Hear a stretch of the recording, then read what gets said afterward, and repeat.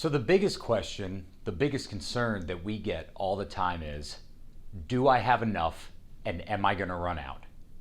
And what I want to share with you in this video is how you can go about evaluating and getting the answer to those two questions. So the thing that we believe at Compass Retirement is that your retirement is all about income, not about the amount of money you've saved. You can have all the money in the world, but if you don't know how to generate an income, it doesn't matter, because income is what drives your retirement. We believe that you have to make sure that you've got something we call your sit on the porch number taken care of. What's a sit on the porch number? It's real easy. There's some amount of money that it takes you every single month just to sit on your porch. Now, I'm not talking about going out to eat or taking vacations or any of the fun stuff you like to do. I'm talking about just covering your basic life needs. Paying your taxes, paying your insurance, buying food, paying for your prescription medications. For you, it may be $3,000 a month. It might be $5,000 a month. It doesn't matter what your sit on the porch number is. But what we've got to do is we've got to build an income plan to cover that number. Not only does it need to cover that number, it's got to also inflate, meaning that sit on the porch number has to grow, because you know, and I know, that $1 today is not worth $1 tomorrow. Things get more expensive. So when we talk about building that income plan, it's got to cover that sit on the porch number, and it's got to cover both spouses, especially if you're married. Let me give you a quick example. So let's say I'm retired and my wife Angela's retired, and we're both collecting our Social Security. Now let's pretend that I die, I pass away. What happens to one of those Social Securities? That's right, it goes away. Do you think that's the time my wife Angela wants to take a hit to her lifestyle while she's grieving over me? Of course not. I always tease her I'm a hard enough guy to get over. So if you don't come in and visit us for anything else, you at least need us to build you an income plan. Here's what it looks like. You tell us how much money you want to spend in retirement and how much you've saved up to this point. And we can tell you what you need to do with that amount of money you've saved to get the amount of income that you want. Because what I'm about to draw up here for you and show you is how people actually run out of money, because I don't want it to happen to you. So let's pretend that right now that you're working, you're saving for retirement, and let's say that you've got your retirement account up here. So this might be your IRA or your 401k, and you're working and you're saving, you're putting money in to the retirement bucket. And you do this year after year after year. Now we know that the stock market is going to do one of these, right? It goes up, it goes down. So let's pretend that this is year number 1, year number 2, year number 3. So the first year that you put money into your retirement bucket, your 401k, your IRA, your saving, you get to the end of the year and the stock market in your account ends up here. How are you feeling? Probably pretty good. Now the second year you put money into the retirement bucket, that year you get to the end of the year and you open up your statement, and that year you're not so lucky and your account ends down there. Now how are you feeling? Probably not great. But let me ask you this. When you're saving your money and the market goes up and then the market goes down, is anything else happening to your retirement other than a number on a piece of paper just going up and down? No, nothing else is happening. It's what we call an unrealized gain or loss. Here's what I mean. At the end of the first year, when you put the money in your bucket and the account ended up here, was that really all your money yet? No.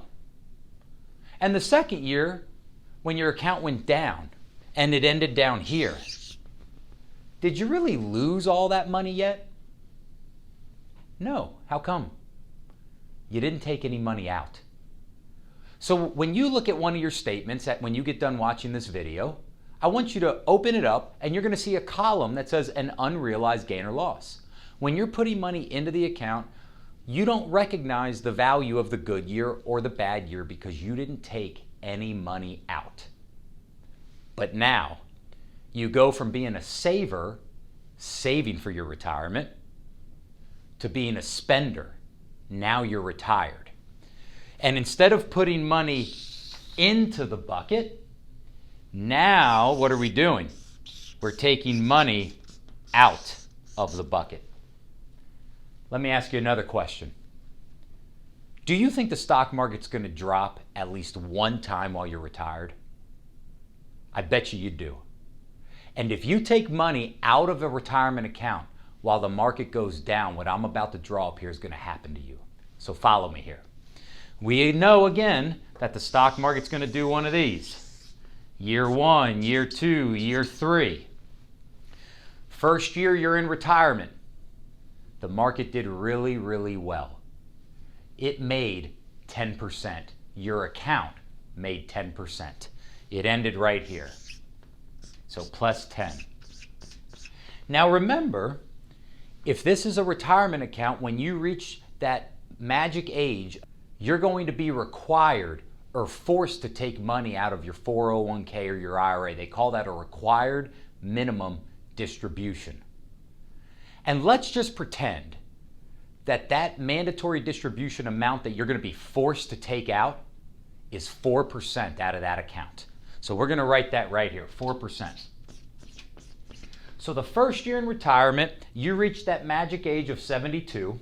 Your account made 10%, but you were required to take what? 4%. So how much did you actually make that year? That's right, you got it, 6%. You made 10, you took 4, you made 6. Now the second year you're in retirement, you're not quite so lucky. That year, the market and your account lost 10%. So now we lose 10% here. So your account went down 10, but the IRS still forced you to take out what? That's right, the mandatory distribution of 4%. So the market took 10 and you were required to take another 4. So how much did you lose that year? 14%. And when you take money out of an account, you either lock in the good year or you lock in the bad year. It is no longer a number on a piece of paper just going up and down. It is what we call a realized gain or loss. Did you have any money invested in 2008? I'm sure you can still feel the pain from that, right? Could you imagine retiring in 2008 and being forced to take 4% out of your retirement account that year? That year, the S&P 500 lost 38%. The stock market dropped. And you were required to take 4. 38 plus 4 is 42% loss in 1 year. At that point, we just have to hope that your money's going to last longer than you. Because mathematically, it's very difficult to recover from a loss like that. And this is how people run out of money. The 3 things you need to be concerned about in your retirement are the amount of fees you pay for things, the amount of taxes you owe to the IRS, and the amount of risk you take, the amount you can lose. This is the amount of risk that you need to be thinking about. So as you're evaluating your retirement, I want you to always be thinking about where's your income going to come from and what's going to happen to your plan in the event that the market just doesn't cooperate 1 year throughout your retirement. If you need help with this, just give us a call or contact our office. We'd love to help you with it. I'll see you at the next video.